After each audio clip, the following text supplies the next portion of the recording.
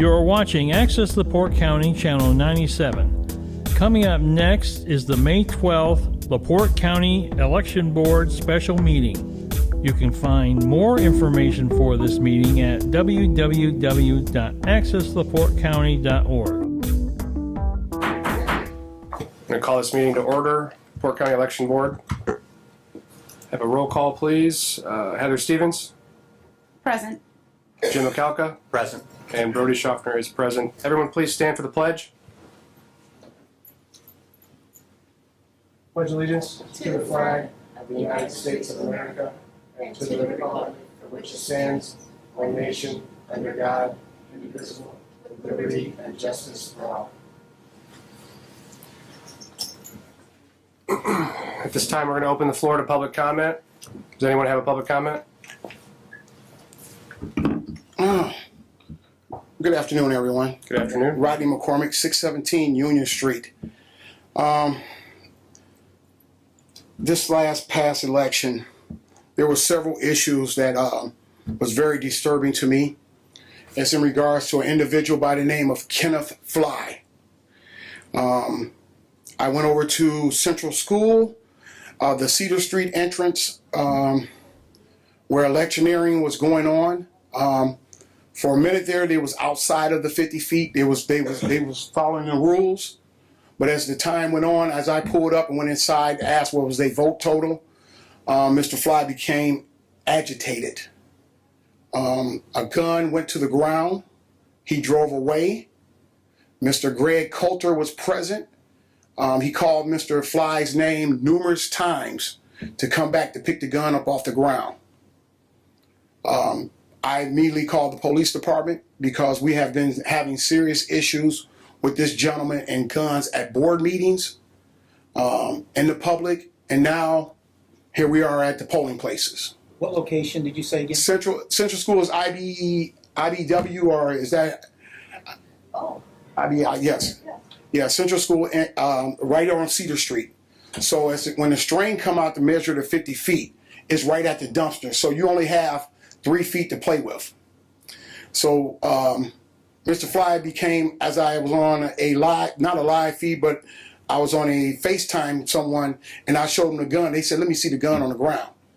And this person happens to be, he represent me for another case. When he was talking, I showed him the gun laying on the ground. Nobody can believe it. And as he seen me showing the gun, he got very upset and started calling me out of my names, and then threats started coming. I immediately just got in my truck and I left. He followed me down, calling me out of my name. He was doing a live feed. Most of his stuff is on his own live feeds, by the way, on Facebook. And it was sad. And while I was standing there, I watched him just take off on his wheelchair. He got a motorized wheelchair. And he went up to the doors telling 3 of these African Americans who was walking the door, "We supporting Greg Coulter, we're not supporting Rodney McCormick." I mean, he was at the door doing this in front of everybody. Like I said, I did notify the police, and the police did come out, but I left and went back to the Powerhouse location, located on Pleasant Avenue, Pleasant and Walker. So then the threats got to the point where it was so bad that Mr. Fly came to where I was at. Never been there before. He comes over there in a car, 2-door, with somebody driving him. He turns the corner, me and Mr. Brett Kelly and Mike Jones, we're sitting there watching him. He pulls the ski mask down, rolled his window down as if he was finna do a drive-by. He parked, said a couple of nasty words, and maybe 50 seconds later, they drove off. I took that as a sign of trying to intimidate me, and I felt intimidated at the time. While going back to Central School, while out there, he had Don Prespolinski and Angie Nelson Deitch signs in his hand. So I know for a fact he works with Angie Nelson Deitch, for sure. I think Don does. I don't know. That's for him to answer. I can just tell you, I know he works for Angie because I filed numerous complaints with Angie about his behavior. Nobody seemed to address these issues. somebody's going to end up getting hurt. I heard that he stormed away, but the police can tell you more about that because I left the scene. I refuse to be bullied. Any citizens that out there doing you can electioneer, you can do it without threatening people. You can do it without throwing guns on the ground and riding away. That's not how this is supposed to work. Now, going back, I went door to door in Boulevard Gardens, and I happened to be the president of the Michigan City Housing Authority. So we went there to make sure that people was going to make sure they was registered to vote and that they get out and vote. As I was passing my literature out, my handers, my placards, getting ready for November because I'm running as an independent. Several tenants came to us complaining, and another commissioner who does not want to be named now, and County Grammarosa is aware of this as well. Mr. Fly was going around paying some of our tenants $5 to $10 to go vote and only vote for Angie Nelson Deitch. These are alarming problems that need to be addressed in some kind of fashion. If nothing else, the candidates should have to answer to these allegations or come in and say they either work for them or they don't. Some of the stuff is on video. The names of the tenants we do have, but I cannot disclose them at this time because HUD is basically ran by the federal government.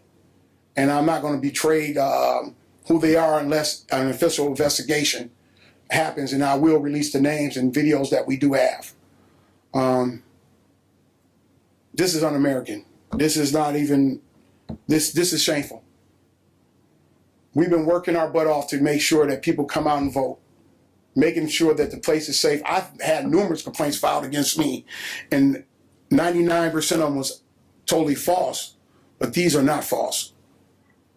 You have no, I don't care if you're mad at somebody as an individual, you do not have the right to go up to candidates or go up to people that's coming in and vote and trying to persuade them at the door. That's literally like within 5 feet of actually going into the polls. So he was well within inside the 50 feet. This is wrong, and we cannot allow this to continue to happen. I thank you for your time. Before you guys got here, I was talking to James, and I just want to know, can you guys come up with some kind of complaint form and have it at all the polling places? So if somebody does have a complaint like I have, or we be able to reach somebody, an inspector or somebody, to tell them our complaint instead of just calling the police. But when I feel it's an emergency like a gun being involved, I'm going to call the police. But we should be able to file a complaint. And if those who cannot have trouble reading and writing or whatever, we should have somebody that will help them articulate their complaint in writing. So that way we can have a paper trail of what's going on, and you can be more accurate at the time that it does happen.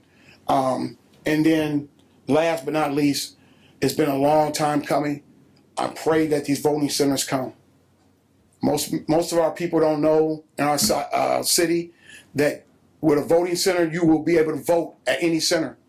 If you are out by Walmart and there's a center out there, you can vote. You don't have to live in the first ward. You don't make no difference where you live at in the city. You just need your ID. That's the easiest way to do this. We can do better. We must do better. Thank you. Thank you. Any other public comment? Last call for public comment. Okay, moving on to provisional ballots.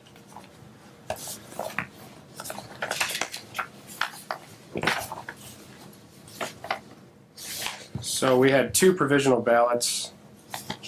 Heather, do you want to talk more about this? I can. One of them, the person did not feel comfortable voting on the voting machine and therefore received a provisional ballot. However, our inspectors were instructed that if you get a provisional ballot, you need to call us. We will help walk you through how to do it. The instructions are on the envelope. However, they filled out nothing. They did not call us. They did not fill anything out. I think it's going to be, I think it's just going to be up to the board as to whether or not you are accepting that and whether or not you can. Okay.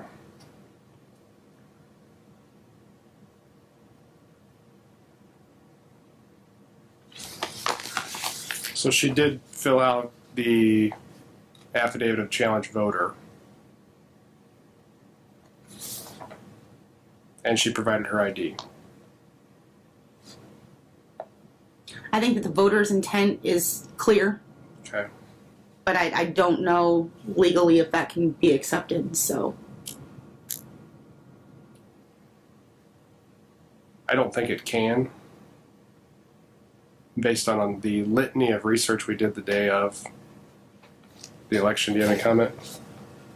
No, what was your recollection of the reasons? Your Oh, microphone. I'm sorry.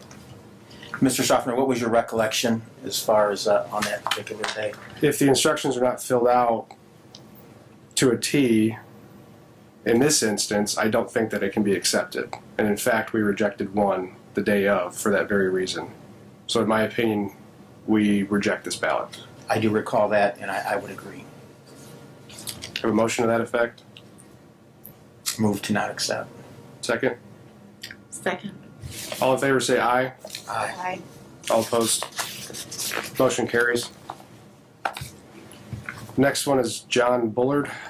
Yes. I don't know. That person has not appeared with their ID. I have not looked at that. I don't know the reason for the provisional ballot, which it should state on there. Not included on the poll list. Okay. That's the reason. Kristen, could you look him up? Not included on the poll list?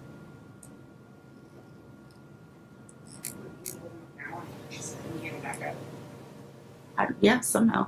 I just need to know if he's a registered voter. I mean, if he appeared in person, presented his ID, and should have been on the poll list, then that would be a certificate of error, and he should have voted on the machine. However, if he's not a registered voter, then this provisional ballot wouldn't matter.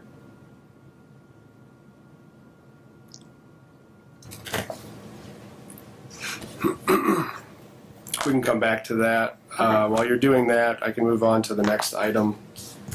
Certification of the 2023 municipal primary election candidates. Let's see. For the Democrats, Mayor of Michigan City, Angie, is it Deutsch? Angie Nelson Deitch. Yes. Deitch. Angie Nelson Deitch. Michigan City Clerk, Gail Newlib. Michigan City Council at Large, Bryant Dabney, Vidya Cora, Don Prisbalinski. MC Council Ward 1, Greg Coulter. MC Council Ward 2, Daisy Lee. MC Council Ward 3, Joseph S. Nelson. MC Council Ward 4, Sean Fitzpatrick. MC Council Ward 5, Tracy Tillman. MC Council Ward 6, Nancy Moldenauer. Kingsford Heights Clerk Treasurer, no candidate filed. Kingsford Heights Council Ward 1, Brian Nurnberg. Kingsford Heights Council Ward 2, Dwayne Arndt. Kingsford Heights Council Ward 3, Dennis Francis. Kingsford Heights Council Ward 4, Gina Blake. Kingsford Heights Council Ward 5, Evelyn Ballinger. For the Republicans, Mayor of LaPorte, Tom Dermody. LaPorte City Clerk Treasurer, Courtney Parthune. LaPorte City Council at Large, Tim Frankie and Lauren Huffman. LaPorte City Council Ward 1, Julie West. LaPorte City Council Ward 2, Carol Magic Ficus. LaPorte City Council Ward 3, Drew Buchanan. LaPorte City Council Ward 4, Roger Galloway. LaPorte City Council Ward 5, Laura Konechny. Mayor of Michigan City, Dwayne Perry. Michigan City Clerk, no candidate filed. Michigan City Council at Large, Elizabeth Liz Bergeron and Jason Stratton. Michigan City Council Ward 1, no candidate filed. Michigan City Council Ward 2, John Haynes. Michigan City Council Ward 3, no candidate filed. Michigan City Council Ward 4, no candidate filed. Michigan City Council Ward 5, no candidate filed. Michigan City Council Ward 6, Socrates T. Gray. Kingsford Heights Clerk Treasurer, no candidate filed. Kingsford Heights Council Ward 1, no candidate filed. Kingsford Heights Council Ward 2, no candidate filed. Kingsford Heights Council Ward 3, Lori Enox. Kingsford Heights Council Ward 4 and 5, no candidate filed. Mayor of LaPorte, for the Democrats is Ron Zimmer. LaPorte City Clerk Treasurer for the Democrats, no candidate filed. LaPorte City Council at Large for the Democrats, no candidate filed. LaPorte City Council Ward 1, Democrat, no candidate filed. For Council Ward 1, 2, 3, or 4. And LaPorte City Council Ward 5 for the Democrats, Joseph Joe Merzinski.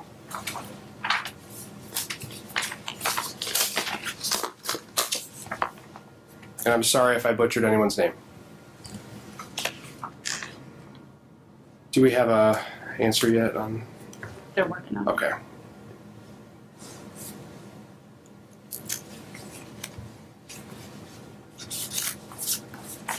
But I would make a motion to certify those candidates. I Is there a second? All in favor, say aye. Aye. Aye. All opposed, nay. Motion carries. I sent it to Taylor.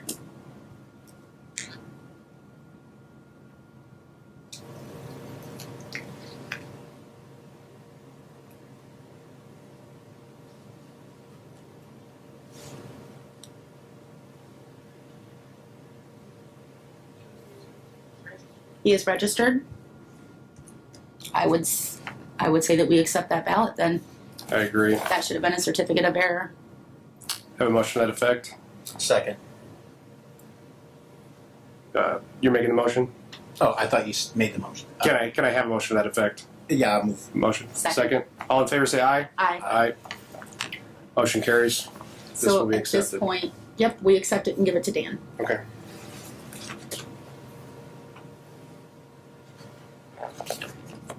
All right. Dan, do we Um, open this or do you? We have to open it and check it, Dan. We have to open this and check it, correct? Yeah, you gotta make sure that the documents fill out. Okay.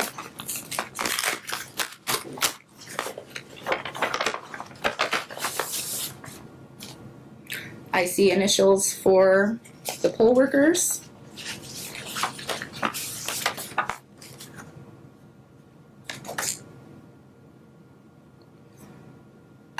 Don't like the way you looked at it. There's no party at the bottom. Mm. However, So they can look up.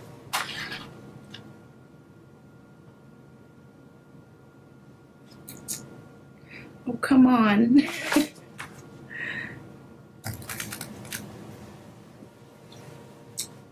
No. No. Are we able to tell I believe which party he's registered on? I believe this to be a Democrat ballot. And I would be comfortable to accept it. I think that the failure to fill that bottom bubble in that's not on the voters' behalf. Okay. So I would be comfortable to accept that. I'm certain that if we pull the bubbles, these are gonna match the Democrat ballot. Okay. I would agree. Same. So I'll make a motion to accept that. Second. Okay. Second. All in favor, say aye. Aye. All opposed, nay. Okay.